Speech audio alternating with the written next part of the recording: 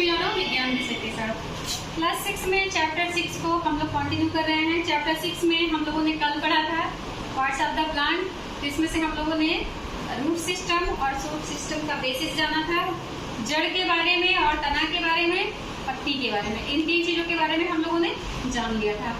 आज हम लोग पढ़ेंगे पुष्प के बारे में। किसके बारे में? पुष्प के बारे में। तो हमारे पास एक चाइना रोज है, यानी गुड़हल का फूल है। इसी से हम लोग क्या करेंगे, समझेंगे। यहाँ बोर्ड पर भी हमने चित्र बना रखा है। तो जैसा कि हम लोग देख रहे हैं यहाँ पार्ट ऑफ द फ्लावर, जो पुष्प है उसके मुख्य रूप से 4 पार्ट होते हैं। कितने पार्ट होते हैं? 4। उसमें से पहला जो है वो है क्या? कैलिक्स। हिंदी में बोलेंगे बाह्य दल। ठीक है, बाह्य दल जो है वो जो दिख रहा है यहाँ पर, ये देखिए बाह्य दल है, यहाँ पर ऐसे बना हुआ है ना, इसे बोलेंगे क्या? कैलिक्स। ये बाहर का जो गुड़हल के फूल में आप लोग देख रहे हैं, जिसमें ये कोरोला अंदर की तरफ गए हुए हैं, ये वाला हिस्सा क्या है? ये कैलिक्स। जूम करिएगा। ठीक है, ये वाला हिस्सा जो ग्रीन कलर का है ये क्या है? कैलिक्स। ठीक है, उसके अलावा ये जो डंठल होती है पुष्प की, जिससे वो क्या होता है? जुड़ा होता है अपने टहनी से। ठीक है, इसे बोलते हैं पुष्प वृंत। क्या बोलते हैं? पुष्प वृंत। और वो संरचना जहाँ पर आकर के पूरा पुष्प क्या है? स्थित है, ये वाला, इसे बोलेंगे क्या? पुष्पासन। इसे क्या बोल रहे हैं? पुष्पासन। ये वाला हिस्सा क्या है? पुष्पासन। उसके बाद इसका जो ग्रीन कलर का हिस्सा है, यहाँ आप लोग जो देख रहे हैं, ये वाला क्या है? कैलिक्स है, बाह्य दल। ये वाला हिस्सा क्या है? कैलिक्स यानी बाह्य दल है। ठीक है, बाह्य दल के बाद ये जो कलरफुल हिस्सा हमें दिख रहा है, ये हम लोग के पास जो है गुड़हल है, तो इसमें रेड कलर की पंखुड़ियां हैं। ठीक है, यही जो कलरफुल हिस्सा है ये क्या है? कोरोला। क्या है? कोरोला। इसे बोलते हैं दल पुंज या दल। इसे क्या बोलते हैं? दल पुंज या दल। ठीक है, तो पहला पार्ट है कैलिक्स यानी दल पुंज, और दूसरा है दल यानी कि कोरोला। कैलिक्स यानी बाह्य दल और कोरोला यानी कि दल। इतना समझ गए आप लोग? ये पूरा ग्रुप जो है इसे बोला जा रहा है क्या? कैलिक्स। इसमें से एक को अगर ये ले लिया जाए, सिंगल को, सिर्फ एक, ठीक है, कोरोला की किसी एक यूनिट को बोलेंगे पीटर। क्या बोलेंगे? पीटर। उसी तरह से अगर हम लोग ये नीचे ग्रीन कलर का जो पार्ट है कैलिक्स, किसी एक कैलिक्स को हम लोग देखें तो इसकी एक यूनिट को बोलेंगे क्या? सीपेड। एक यूनिट को क्या बोलेंगे? सीपेड। इतना समझे? ये दोनों पार्ट जो हैं पौधों में, सीपेड और पेटल जो होते हैं, पौधे के आकर्षण में, फूल के सहायक हैं। उसके रिप्रोडक्शन में इसका कोई रोल नहीं होता है, ये सहायक होते हैं। आई बात समझ में? ये जो हरा कलर का है वो इसे क्या कर रहा है? सहारा दे रहा है। जब ये उसकी रोज की कली आप लोगों ने देखा है, गुलाब की कली देखते हैं, पूरा का पूरा फूल जो होता है उसमें वो क्या होता है? ऐसे कली के अंदर वो पूरा का पूरा क्या होता है? बंद रहता है ना? ऐसे कली के अंदर पूरा का पूरा वो बंद रहता है। तो कली जो है यानी जो पूरा फ्लावर बदला नहीं रहता है, उसमें जो इपी कैलिक्स वाला, ये कैलिक्स वाला जो हिस्सा है, बाह्य दल ग्रीन कलर का जो होता है, उसको क्या किया रहता है? घेरे रहता है। तो ये वाला हिस्सा, इसको जो बाह्य दल है कैलिक्स, ये फूल को सुरक्षा देता है। क्या करता है? सुरक्षा देता है। लेकिन ये जो कोरोला है इसमें रेड कलर का है, आप लोग देखते हैं गेरा उसमें पीले कलर का है, कंडेल उसमें पीले कलर का है, और अलग अलग कलर के लाल, पीला, नीला, यही जो कलरफुल पार्ट होता है फूल का, ये क्या करता है? कीटों को अपनी तरफ आकर्षित करता है। कीट पतंग आकर इस पर क्या करते हैं? बैठते हैं। आई बात समझ में? तीसरा पार्ट जो है वो है पुंकेसर। ये क्या होता है? मेल रिप्रोडक्टिव पार्ट होता है। इंग्लिश में इसे बोलेंगे एंड्रोईसियम। पुंकेसर या कुमंग इसकी हिंदी है। और चौथा पार्ट जो है वो है स्त्री केसर। इंग्लिश में में बोलेंगे गाइनोइसियम, इसकी हिंदी स्त्री केसर या जयांग होता है। इतना समझ में आया? पुष्प के 4 भाग होंगे, पहला है कैलिक्स, दूसरा कोरोला, तीसरा एंड्रोइसियम, चौथा गाइनोइसियम। कैलिक्स और कोरोला दोनों क्या है? Accessory part. दोनों क्या है? Accessory part. मेन पार्ट जो है वो है एंड्रोइसियम और गाइनोइसियम। एंड्रोइसियम को अगर हम लोग देखें तो एंड्रोइसियम जो होता है ये मेल रिप्रोडक्टिव पार्ट है, और यहाँ हम लोग देख रहे हैं मेल रिप्रोडक्टिव पार्ट जो है वो क्या है? एंथर है। मेल रिप्रोडक्टिव पार्ट को क्या बोलेंगे? एंथर बोलेंगे।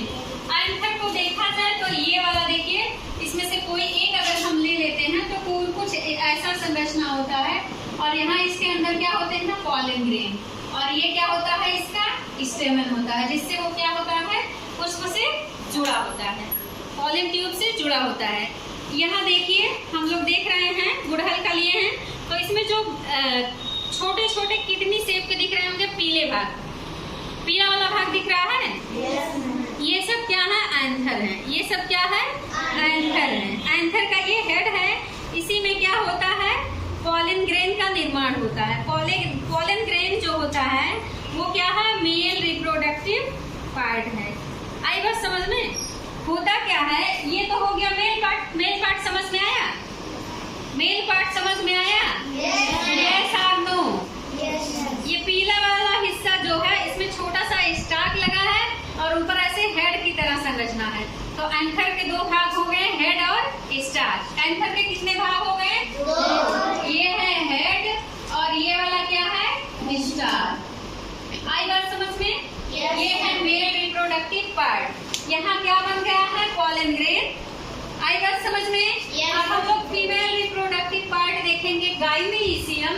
तो गाइनोइसियम जो है वो कुछ इस तरह की संरचना है। इसके मुख्य रूप से 3 भाग होंगे। पहला है ओवरी। क्या है? ओवरी। और ये ऊपर वाला बिल्कुल जहाँ आकर के इंसेक्ट बैठेगा ये है क्या? स्टिग्मा। ये क्या है? स्टिग्मा। और स्टिग्मा को ओवरी से जो जोड़ता है उसे बोलते हैं स्टाइल। इसे क्या बोलते हैं? स्टाइल। ये फीमेल रिप्रोडक्टिव पार्ट गाइनोइसियम का है। यहाँ बीच में आपको दिख रहा है बिल्कुल ऊपर वाला हिस्सा है वर्टिकाग्र, जिसे बोलेंगे स्टिग्मा। ये लंबा वाला ट्यूब वाला जो संरचना है ये है वर्टिका, इंग्लिश में बोलेंगे स्टाइल।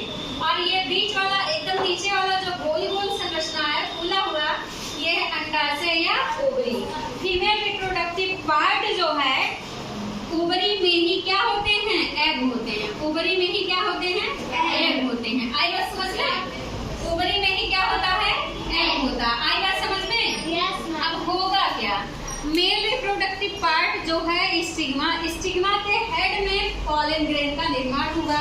कोई कीट आया, इस पर बैठा, जैसे ही बैठेगा उसके पंख में पैर वैर में ये क्या होते हैं? चिपक जाते हैं।